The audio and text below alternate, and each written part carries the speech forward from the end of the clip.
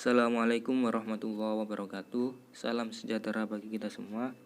Di sini dari kelompok kami ingin mempresentasikan hasil diskusi kami yang berjudul Sistem Endokrin.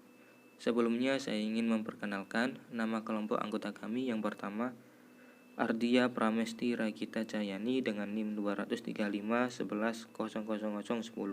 Dan yang kedua, Hilal Hamdi dengan NIM 23511000048. Dan yang ketiga, Vita Nisa Arianti dengan NIM 23511000012. Definisi sistem endokrin. Sistem endokrin merupakan sel yang bukan berasal dari saraf. Walaupun beberapa jaringan saraf dianggap memiliki fungsi endokrin. Sistem endokrin mensekresikan pembawa pesan kimiawi spesifik yang disebut hormon. Hormon dibawa ke organ target mereka, yaitu organ di mana mereka mengerahkan efek biologisnya. Hormon dilepaskan dari jaringan non-saraf khusus langsung ke cairan tubuh. Tidak adanya saluran untuk mengangkut hormon dari kelenjar ke cairan tubuh yang bersirkulasi, misalnya plasma hemolimfa, menimbulkan istilah kelenjar tanpa saluran, istilah alternatif yang kadang-kadang digunakan untuk menggambarkan kelenjar endokrin. Hal ini berbeda dengan kelenjar duktus, misalnya kelenjar luda, di mana terdapat saluran anatomis yang mengarah dari kelenjar ke cairan tubuh. Kelenjar endokrin klasik hanya ditemukan pada invertebrata yang lebih tinggi, misalnya beberapa moluska dan vertebrata. Identifikasi organ endokrin. Yang pertama, organ endokrin sejati untuk menentukan apakah struktur tertentu pada hewan memiliki fungsi endokrin. Kriteria telah ditetapkan di mana jaringan kandidat dan sekresinya dapat diklasifikasikan.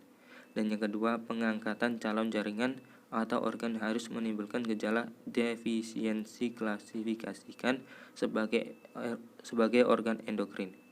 Dan yang ketiga, reimplantasi jaringan atau organ calon harus menghasilkan pembalikan atau pencegahan gejala defisiensi terkait. Dan yang ketiga, pemberian ekstrak jaringan atau organ juga harus menghasilkan pembalikan atau pencegahan gejala defisiensi yang terkait. Sifat kimia hormon dan mekanisme kerja hormon. Hampir semua hormon dari hewan, invertebrata, dan vertebrata termasuk dalam salah satu 3 kelas utama peptida atau protein, turunan asam amino, dan steroid. Sedangkan mekanisme kerja hormon, setiap hormon memberikan efek biologisnya dan harus berinteraksi dengan reseptor spesifiknya sendiri. Reseptor terikat membran. Hormon yang memiliki struktur peptida atau protein dan sebagian besar turunan asam amino bergabung dengan reseptor yang terletak di membran plasma sel target. Interaksi reseptor hormon menghasilkan beberapa perubahan dalam fungsi seluler. Tercantum di bawah ini adalah proses lain yang dapat diubah oleh hormon dengan cara ini, yaitu aktivasi enzim. Misalnya, jalur metabolisme tertentu dapat diaktifkan. 2. Aktivasi mekanisme transfer aktif. 3. Aktivasi pembentukan mikrotubulus. Ini mungkin menjadi langkah awal. Dan yang keempat yaitu metabolisme DNA dapat diubah. Ini mungkin penting dalam pertumbuhan atau pembelahan sel yang mengakibatkan aktivasi enzim yang terikat membran fosfolipase.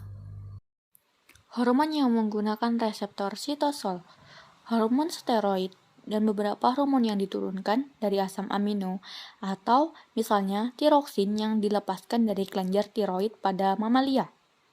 Biasanya dapat menggunakan reseptor sitosol sebagai lawan dari reseptor terikat membran. Hormon-hormon ini biasanya sangat larut dalam lemak dan sangat mudah melewati membran plasma sel target. Sistem endokrin biasanya merupakan invertebrata hewan invertebrata yang sangat bergantung pada sistem kontrol neuroendokrin yang bertentangan dengan sistem endokrin klasik. Namun karena invertebrata menjadi semakin kompleks baik dalam struktur maupun fisiologi, Demikian pula fungsi biologis yang dikendalikan oleh sistem endokrin. Ini sebagian karena invertebrata yang lebih tinggi, misalnya moluska, atau biasanya memiliki sistem peredaran darah yang lebih berkembang daripada invertebrata yang lebih rendah, seperti cacing pipih, dan karena itu mereka memiliki mekanisme yang lebih efisien untuk mendistribusikan hormon yang diperlukan. Mungkin itu saja yang dapat kami sampaikan, kurang lebihnya mohon maaf. Sekian dan terima kasih. Wassalamualaikum warahmatullahi wabarakatuh.